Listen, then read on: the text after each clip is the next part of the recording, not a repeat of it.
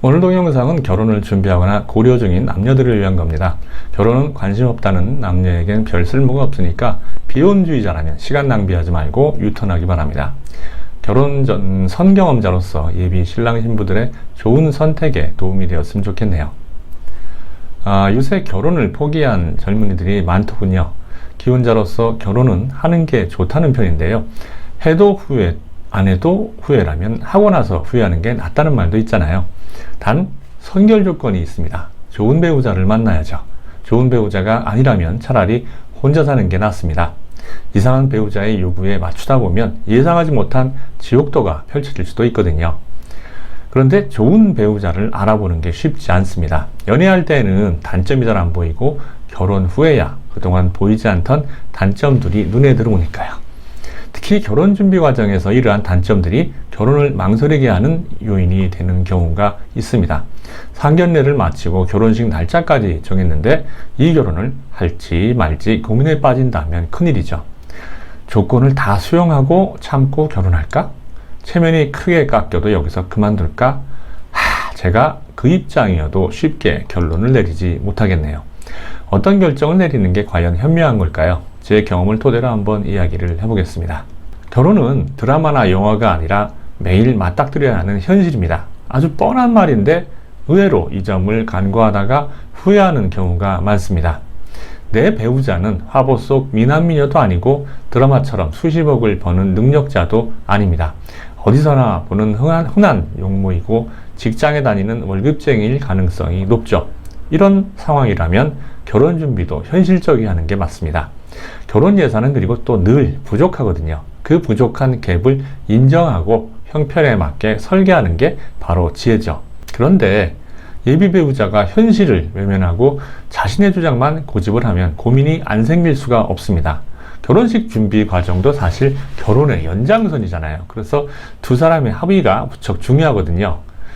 흔한 요구사항이 이런 게 있죠. 결혼은 무조건 호텔 예식장에서, 신혼여행은 무조건 유럽, 신혼집은 최소한 서울 시내 30평대 아파트 전세, 집의 명의는 부부 공동, 한 달 생활비는 최소 얼마 수준 등등등. 결혼해서 이런 것들이 왜 요구사항의 첫 번째가 되는지 저는 정말 모르겠습니다.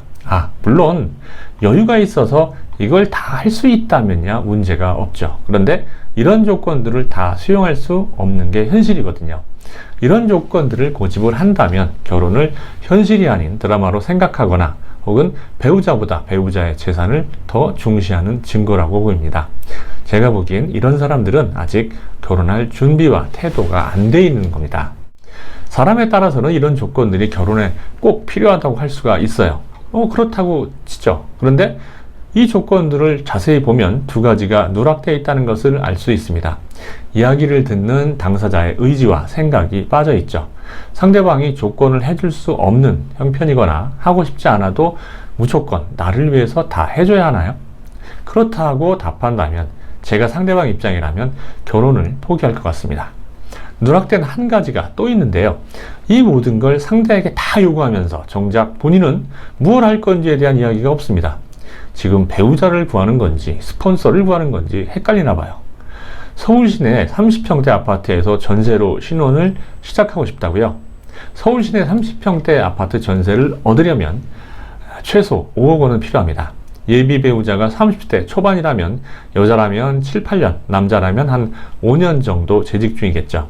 직급은 대리 정도, 연봉을 후하게 잡아서 6천으로 잡는다면 1년에 세금과 생활비를 빼고 한 2천만 원 정도 모을 수 있다면 최선 아닐까요? 착실히 저축한다 해도 최소 1억, 최대 1억 6천만 원이 고작이네요. 아직도 신혼집 마련엔 3억 4천만 원 모자랍니다.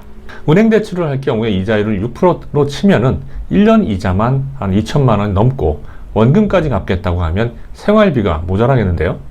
이 돈을 도대체 어디서 구해야 할까요? 설마 상대방 부모에게 손 벌릴 생각은 아니겠죠? 본인이 아무리 생각해도 답이 안 나온다면 이렇게 주장하고 요구한 쪽에 한번 어떻게 해결할지 물어보십시오. 당신은 절대 용납할 수 없는 답안을 해결책이라고 내놓는다면 그 결혼 안 하는 게 좋습니다. 현실 감각이 없고 상대에 대한 배려심도 없이 자기 욕심만 세우자는 사람과 어떻게 평생을 같이 살 수 있을까요? 결혼하면 바뀌겠지 기대하지 마십시오. 사람 고쳐 쓰는 게 아니다라는 말은 만고의 진리입니다. 좋은 배우자라면요, 이때 해결책도 없는 터무니없는 요구를 하는 대신에 먼저 상의를 하자고 할 겁니다. 결혼하는 데 드는 총 비용이 얼마인지, 현재 두 사람이 가진 예산은 얼마인지, 또 살고 싶은 집은 어떤 유형인지, 돈이 모자란다면 어떻게 해결할지 당신의 의견을 듣고자 하겠죠. 결국 중요한 건 두 사람의 인생이라는 걸 아니까요. 결혼식 장소도 신혼여행지도 마찬가지입니다. 친구들이 호텔에서 결혼하는 게 왜 중요한가요? 친구들이 결혼식 비용과 신혼여행비를 내주거나 당신 결혼을 대신하지도 않을 텐데요. 중요한 건 두 사람의 행복이고 인생인데, 체면 때문에 형편을 무시하고 남을 따라한들 남는 건 빚밖에 없습니다. 상대의 요구가 지나치다고 생각한다면 본인 의견을 말하고 설득할 줄도 알아야 합니다. 무조건 상대방 요구를 들어주는 게 사랑이 아니에요. 착각의 결과로 월급날 텅 빈 통장을 보면서 한숨만 쉴 수도 있습니다. 사랑은 자기 주장을 굽히지 않고 고집부리는 게 아니라 상대방의 입장을 이해하고 거기에 맞춰가는 것이라고 생각하지 않습니까? 상대방이 끝내 사랑을 핑계대면서 자기 주장만 고집할 경우 상대방 논리를 그대로 적용을 하면 당신을 전혀 사랑하지 않는 셈이 됩니다. 이제 어떻게 해야 할지 답이 딱 나왔네요. 모파상의 단편소설 목걸이는 현실을 외면하고 화려한 생활을 동경했던 여성의 비극을 다루고 있습니다. 아름답고 매력적이지만 가난했던 마틸드는 어쩔 수 없이 문화부 하급 공무원 르와젤과 결혼을 합니다. 집은 누추하고 가구는 낡았으며 음식은 소박했죠. 마틸드는 늘 상류층 생활을 꿈꾸면서 세상을 비난하는 괴로운 일상을 보내야 했습니다. 그런데 어느 날 남편이 파티 초대장을 들고 옵니다. 마틸드는 비상금으로 파티복을 구입하고 부유한 친구에게서 다이아몬드 목걸이를 빌리죠. 파티 당일 화려하게 차려입은 마틸드는 남성들의 시선을 사로잡으면서 황홀한 시간을 보냅니다. 꿈같은 시간이 지나간 후 집으로 돌아온 마틸드는 목걸이가 없다는 사실을 발견하게 됩니다. 마틸드 부부는 유산과 빌린 돈을 다 합쳐서 똑같은 목걸이를 사서 친구에게 돌려주죠. 빚을 갚기 위해서 두 사람은 집을 팔고 다락방으로 이사합니다. 마틸드는 온갖 허드렛 일을 다 하고 또 남편도 투잡을 한 끝에 10년 만에 빚을 다 갚게 됩니다. 이제 마틸드는 아름답지도 않고 매력적이지도 않았으며 실제 나이보다 훨씬 늙어 보였습니다. 어느 날 마틸드는 산책길에서 목걸이를 빌려줬던 친구를 만납니다. 목걸이를 분실한 사건과 그 이후의 삶을 들려주었는데요. 그 친구가 해준 이야기에 마틸드는 기절할 뻔하죠. 오, 가엾은 마틸드, 그 목걸이는 싸구려 가짜였어. 이를 어쩌면 좋니? 마틸드가 어리석다고 느끼시나요? 과연 마틸드는 소설 속에만 있는 가공의 인물이라고 생각하십니까? 첫 직장에서 친하게 지내던 수석 연구원이 술자리에서 자신이 결혼하기까지의 과정을 들려준 적이 있습니다. 이분은 홀어머니 밑에서 자랐는데요. 단칸방에서 라면과 수제비로 끼니를 때우면서도 공부를 무척 잘했습니다. 대학교 시절에 지금의 아내를 만났는데 집안이 부자였답니다. 처가에 인사하러 갔는데 별로 분위기가 좋지 않았대요. 며칠 후에 아버님이 전화를 하셔서 딸과 더 이상 만나지 않았으면 좋겠다고 이야기를 하셨답니다. 기분이 나빴지만 아버지 입장에서는 충분히 그럴 수 있다고 생각을 해서 애인에게 헤어지자고 했습니다. 그런데 그때 애인이 당돌하게도 난 오빠만 있으면 돼. 앞으로 내 생활 책임질 수 있어? 라고 묻더랍니다. 아니, 여자가 이렇게 나오는데 답은 다 정해진 거 아니에요? 책임질 수 있다고 했더니 결국 애인이 그 자리에서 집으로 돌아가서 가출을 한 후에 월세방을 구해서 신혼 생활을 시작했다고 하더군요.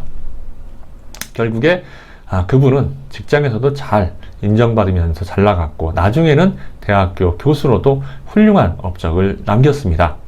내 남자의 현재가 아닌 가능성과 미래 그리고 성품을 보고 결정한 아내분의 선택이 옳았던 거죠.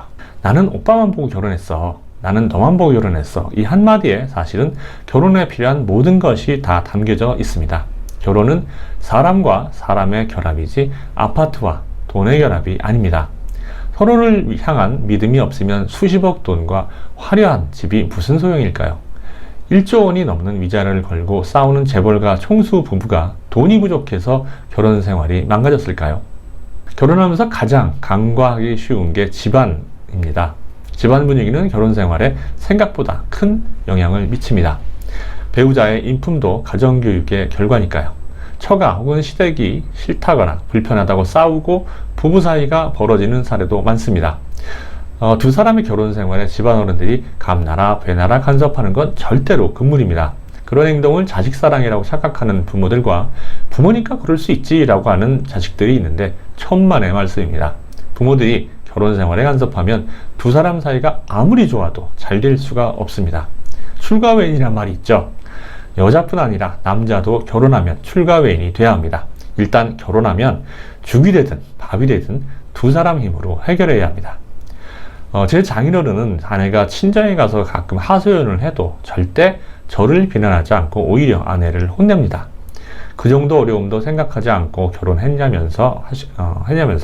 사실 이런 경우에 한 번쯤 사회를 불러서 꾸지람을 할 수도 있다고 저는 생각하거든요. 그런데 처가 어른들은 물론이고 처가 식구들도 이런저런 이야기를 단 한 번도 한 적이 없습니다. 두 사람이 힘을 합쳐서 잘 살면 그걸로 됐다고 덕담만 해주시죠. 그런 어른들의 배려 덕분에 지금까지 행복한 결혼 생활을 할 수 있었다고 생각합니다. 이제 처음에 화두로 되돌아가 보죠. 결혼 날짜를 잡았는데 결혼을 하는 게 과연 맞나 싶다면 어떻게 해야 될까요?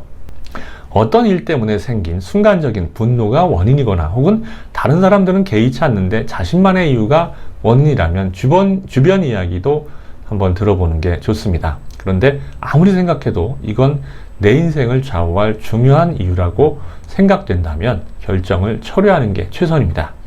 주변 사람들 의견이나 사례를 이유로 들어서 무리한 결혼 준비를 계속 요구한다면 비슷한 문제로 결혼 이후에도 괴로워할 수 있습니다. 인생에 대한 주관과 철학이 없으면 절대 만족할 줄 모르니까요. 요구하는 건 많은데 자신은 아무것도 부담하지 않으려 한다면 역시 포기하는 게 답입니다. 결혼이 아니라 스폰서를 잡겠다는 거나 마찬가지니까요.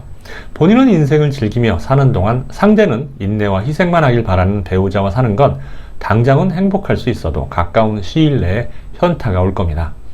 경제관념이 불확실한 배우자는 무조건 걸러야 합니다. 소득보다 지출만 한 생활이 일상이거나 소비로 스트레스를 풀거나 배우자 몰래 가족 살림을 책임지는 경우인데요. 이들은 사채에도 손대는 경우가 있는 데다가 배우자 몰래 사고를 치기 때문에 손을 쓸 수가 없습니다. 사전 손절이 유일한 해결책이죠. 결혼을 고려할 때는 눈에 보이는 것보다 보이지 않는 것에 더 집중하십시오. 남자의 경우에 여자의 미모나 몸매, 또 여자의 경우에는 남자의 직업이나 자산에 가려서 중요한 것들을 못 보는 경우가 많은데요. 본질은 사람이고 조건은 부산물일 뿐입니다. 가장 중요한 건 본인이 그리는 이상적인 결혼 생활의 모습입니다. 드라마나 영화는 지우십시오. 결혼한 선배나 친구나 부모님의 의견은 듣되 참고만 하십시오. 결국 중요한 건 내 인생이고 내 행복이고 내 결혼이고 내 배우자니까요. 결혼 생활과 참사랑 그리고 인생에 대해서 생각할 수 있는 기회를 주는 책으로 존 윌리엄스의 스토너를 추천합니다. 조만간 리뷰를 할 책인데요. 행간을 찬찬히 읽다 보면 행복한 인생과 이상적인 결혼에 대해서 많은 생각을 할 수 있을 겁니다. 이상 결혼 잘해서 인생 핀 경험자의 조언이었습니다.